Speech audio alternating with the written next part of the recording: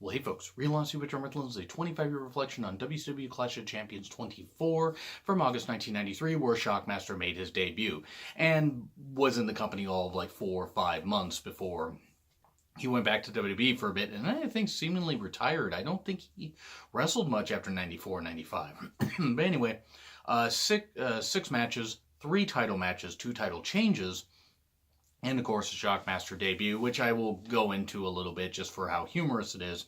But anyway, let's get right into it. Probably won't be a very long review. And I will be reviewing every single Clash of Champions as the months and years go on, so don't worry. Those will probably pop up as retro reviews. I might even start a Flashback Friday thing and just put up a review, a review a week or something like that, or even put up 2 reviews a week, just for fun. But anyway, it starts off with Tony Schiavone and Jesse Ventura talking about Brian Pillman being injured. Had an ankle injury, was on crutches, but the Hollywood Blondes were forced to defend their tag titles on this night, so Lord Steven Regal stepped in as the replacement for Brian Pillman, and it was Regal and Stunning Steve Austin versus Arn Anderson and Paul Roma for the WCW tag titles. This was a pretty good match, especially for a TV match. Regal and Austin worked really, really well together, especially for having not teamed together all that much. The question was really who could out-heel the others, because there was still the over-the-top rope DQ rule, so the Horsemen used that at times. Austin and Regal also just used dirty tactics and stuff like that. It was a good tag match. It was good mix. But this was the infamous match where they cut the Hollywood Blondes title reign way too short. Now, to be fair, the whole thing with Pillman could have been just a simple ankle injury, and he wasn't really out that long, so who's to say that they couldn't have just kept the titles on him until Pillman was recovered, because these two faced off not even about 3 months later in November of 93, so it's not like Pillman was out that long. But also, it just wasn't... This was a bad idea to cut the Hollywood Blondes title reign so short. And then they disbanded the damn team within 3 months after this, and it was really damn stupid because they were super over. Unfortunately, it was Flair and I'm sure others backstage that were pushing for the whole thing for the team to end, which was a bad idea because they were really getting super over. And I mean, I get it, they were heels. Maybe they weren't supposed to be cheered, but there were heels that were getting cheered before, and WCW ran with it and stuff like that, and other companies did. To me, this was clearly a political move. But Roma and Arn get the victory. Arn held the tights, pinned Steve Austin, new tag champions, Arn and Paul Roma. That didn't last too long. Paul Roma and Paul Orndorff were actually a much better tag team. It was pretty wonderful. I actually think a very underrated tag team, quite frankly. But yeah, it certainly wasn't bad. There were a lot of post-match interviews, like a post-match interview with Roma and Arn, which wasn't terrible. It wasn't great. But yeah, this one always bothered me because they ended the Hollywood Blondes title reign too soon, and also ended the team way too soon. Who's to say if the team would have lasted beyond 94, but still, they could have tried something. And it just, even though Austin had a great feud with Ricky Steamboat, that's something that always bothered me.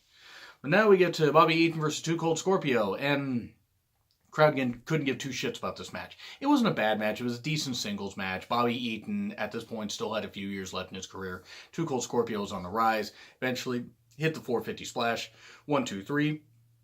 Not a bad match, but the crowd did not give 2 shits about this, which is unfortunate given how talented these guys are. And then we had a Mask versus Norma Jean match. A Mask versus Guitar match. Max Payne putting his guitar Norma Jean on the line versus Johnny B. Bad with, wearing his mask. And, I mean, Johnny B. Bad had been beaten up by Max Payne, and you had this whole thing where he had to wear a mask to cover up his pretty face, even though he's the prettiest man in all of WCW, or prettiest man in all the land, I think, according to Gary Michael Capetta. That's an announcer who should be in the WWE Hall of Fame. I know that he didn't work in WWE, or at least didn't work extensively in WWE, that I recall.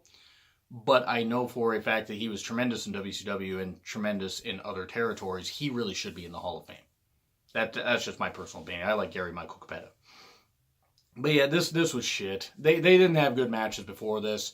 Johnny B. Bad beat him easily, really bad, and then took the guitar and whatever, and then was going to reveal his face on WCW Saturday Night. This is before Nitro, obviously. This was like about 2 years before Nitro, and they were doing the WCW Saturday Night and a couple others, syndicated shows and everything.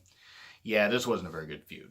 And then you had Flair for the Gold, the Shockmaster debut, and at first you had Sting and Davey Boy Smith. And for those of you that have not seen the Shockmaster's debut, please check it out on the network.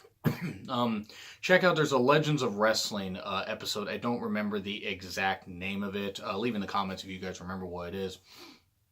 But it's like bad gimmicks and stuff like that. And Dusty describes it in great detail because it was Dusty's idea.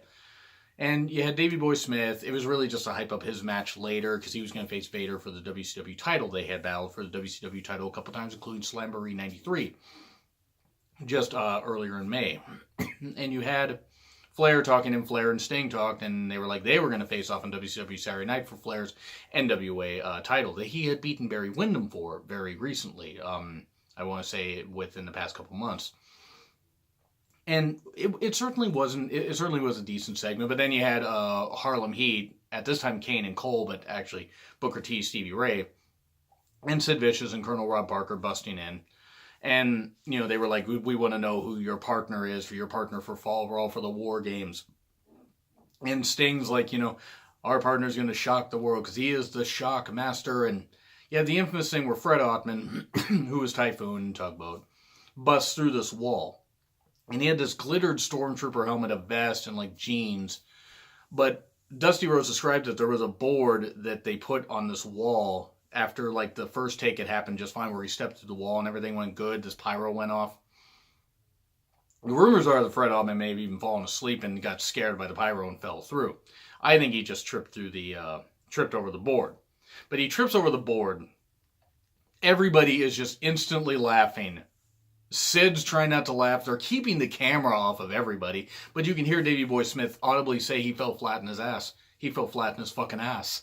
And it's just great stuff. It's like, Sid's trying to sell it. Like, I don't care who you are, boy. And Sid's trying to just sell this whole damn thing. And it's just so fucking ridiculous. It's just so ridiculous because Ole Anderson's doing the voiceover. Like, you can't have Fred Ottman. Even though Fred Ottman wasn't a bad talker, they were going to give him a more booming voice. Well, Ole Anderson's doing the voiceovers.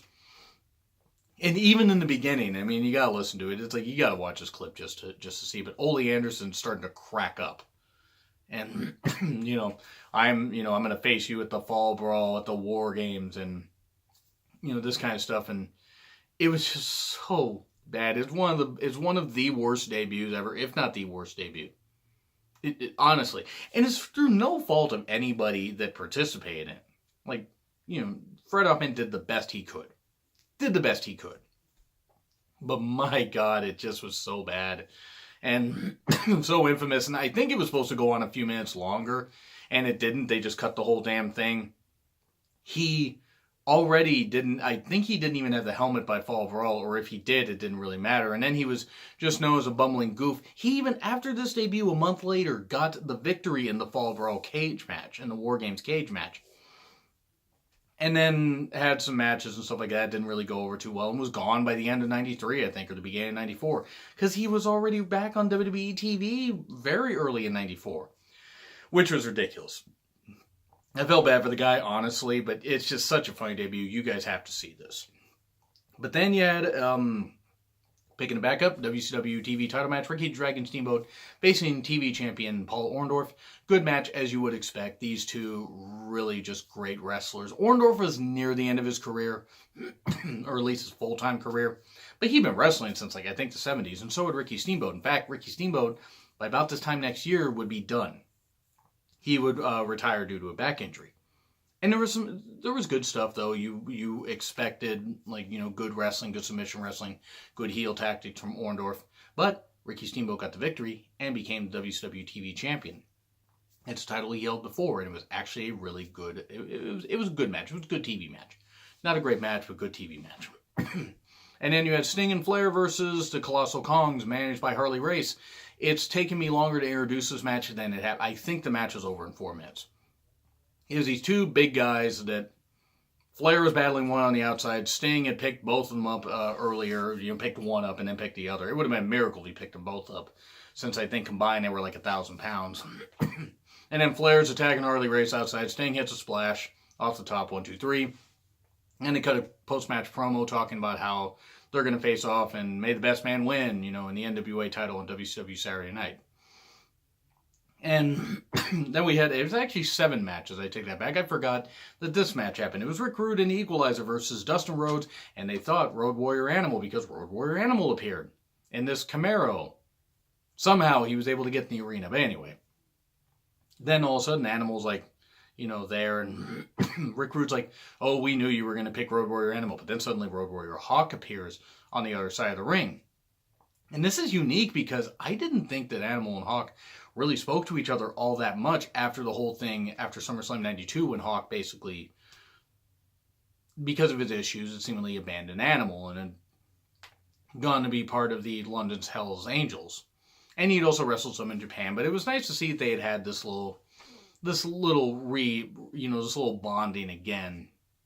Though they wouldn't fully bond on WCW TV again until like 2.5 years later. But that was pretty decent. It certainly wasn't a bad match. You had Hawk and Dustin Rhodes versus Rick Rude and the Equalizer. It was a decent match. It wasn't great. Dustin did manage to get the victory. Okay, 1, 2, 3, and that's what would happen. Well, Dustin and Hawk got the victory.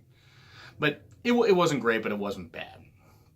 And it was kind of nice to see the Road Warriors reunite, since it was just about a year since that whole split had happened right after SummerSlam 92. Just about a year. I think maybe a couple weeks less.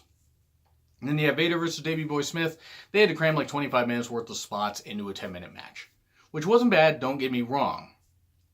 But, Davey Boy Smith almost got the victory. It's tremendous power moves, including a big old suplex on the ramp.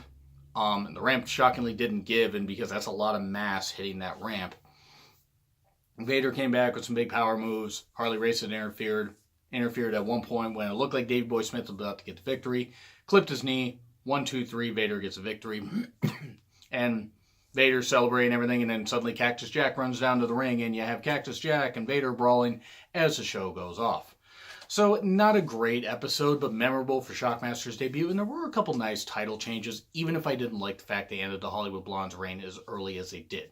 But still, nice little reflection. And do you guys agree? Do you disagree with what I said? Like, share, comment, subscribe. Twitter link in the description. It's been Real Honesty with John Ritland, and I will see you soon.